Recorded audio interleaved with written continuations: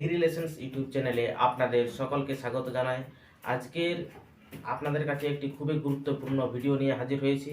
আজকের ভিডিওতে আলোচনা করব যে আপনারা কিভাবে এই গরমে সামার ম্যানেজমেন্ট পোলট্রি ফার্মে করবেন যাতে আপনাদের যে মোর্টালিটি রেট এবং ক্ষতির সম্ভাবনা সব থেকে কম হয়। তো ভিডিওটি অবশ্যই শেষ পর্যন্ত দেখুন, ভিডিওটি স্কিপ করবেন না। আশা করছি ভিডিও থেকে আপনারা খুবই উপকৃত পাবেন। চ্যানেলটিতে যারা নতুন এসেছেন চ্যানেলটি অবশ্যই সাবস্ক্রাইব করুন, পাশে থাকা বেল আইকন প্রেস করুন যাতে আপনার কাছে এরকম নিত্য নতুন ভিডিও সবার আগে পৌঁছে যায়। আজকে আলোচনা করব যে এত গরমে আপনারা পোলট্রি ফার্মে কী কী এমন ব্যবস্থাপনা নেবেন যাতে আপনাদের পোলট্রি ফার্মে যে মোর্টালিটি রেট সেটা কিন্তু কম হয় এবং আপনারা একটি ভালো পরিমাণের মুনাফা অর্জন করতে পারেন। তো আমাদের চারটি জিনিস আপনাদের মাথায় রাখতে হবে। প্রথম হচ্ছে জলের ব্যবস্থাপনা, ফার্মের ব্যবস্থাপনা, খাদ্যের ব্যবস্থাপনা এবং সাধারণ কিছু ব্যবস্থাপনা। আপনাদের চারটি জিনিস কিন্তু মাথায় রাখতে হবে। তো প্রথমে আমরা দেখে নিই জলের ব্যবস্থাপনা। জলের ব্যবস্থাপনা আপনাদের কী করতে হবে।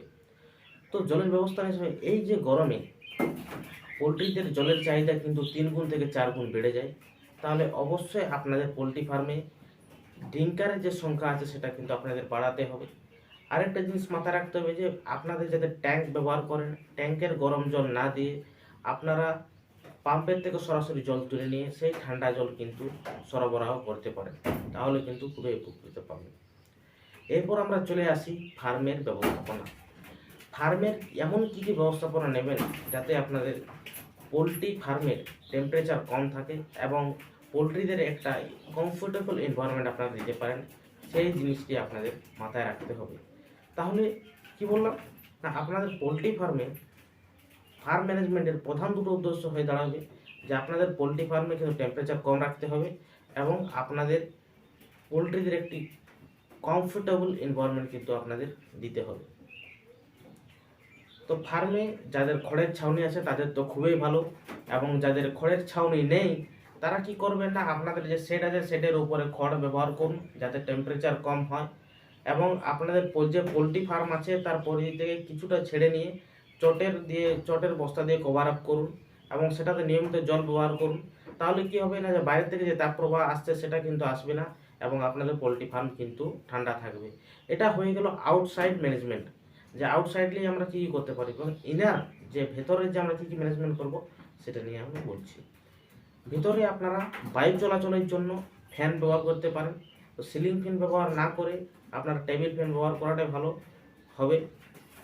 আর কি করবেন না, আপনারা পোলট্রি ফার্মের ভেতরে ফগার ব্যবহার করতে পারেন, তাহলেও কিন্তু টেম্পারেচার অনেকটা কিন্তু কম হয়ে যায়, তাহলেও কিন্তু একটা কমফোর্টেবল এনভায়রনমেন্ট হয়ে দাঁড়ায়। এই চারটে জিনিস আপনাদের মাথায় রাখতে হবে। তাছাড়াও ফার্ম ব্যবস্থাপনায় আপনাদের যে পোলট্রির সংখ্যা স্বাভাবিক দিনে বা শীতকালে যে পরিমাণের পোলট্রি আপনারা ফার্মে রাখেন তার চেয়ে আপনাদের কম রাখতে হবে যাতে পোলট্রি ভালোভাবে চলাচল করতে পারে এবং একটা ওভার ক্রাউডিং যাতে না হয়। এরপর আমরা চলে আসি খাদ্য ব্যবস্থাপনা। তো আপনারা কি কি খাদ্য ব্যবস্থাপনা গ্রহণ করবেন। যে খাবার আপনারা দিচ্ছেন সেটা তো আপনারা দিবেনই, কিন্তু আপনাদের যে খাদ্যের তালিকার সময় সেটা কিন্তু দিনের ঠান্ডার সময় আপনাদের দিতে হবে, এবং চিকিৎসকের পরামর্শ অনুযায়ী অ্যান্টিঅক্সিডেন্ট এবং হাই এনার্জি ডায়েট আপনাদের ব্যবহার করতে হবে। এরপর আমরা চলে আসি সাধারণ ব্যবস্থাপনা। সাধারণ ব্যবস্থাপনা আপনারা কী কী নেবেন না, আপনারা যে পোলট্রি ফার্ম আছে তাতে যে লিটারের কিন্তু সঠিক উচ্চতা আপনাদের রাখতে হবে, এবং এই গরমে অ্যামোনিয়া গ্যাস নির্গত হয় লিটার থেকে, তাই আপনাদের দিনে অন্তত একবার লিটারটা কিন্তু আপনাদের পাল্টে দিতে হবে যাতে অ্যামোনিয়া গ্যাস কিন্তু না বার হয়। আর আপনাদের যে শিফটিং, ট্রান্সলোকেশন এবং যে ভ্যাকসিনেশন, এই যে কাজগুলো আপনারা করে থাকেন এগুলো কিন্তু দিনের ঠান্ডার সময় করবেন, তাহলে খুবই উপকৃত পাবেন। তো আশা করছি ভিডিওটি আপনাদের খুবই ভালো লেগেছে।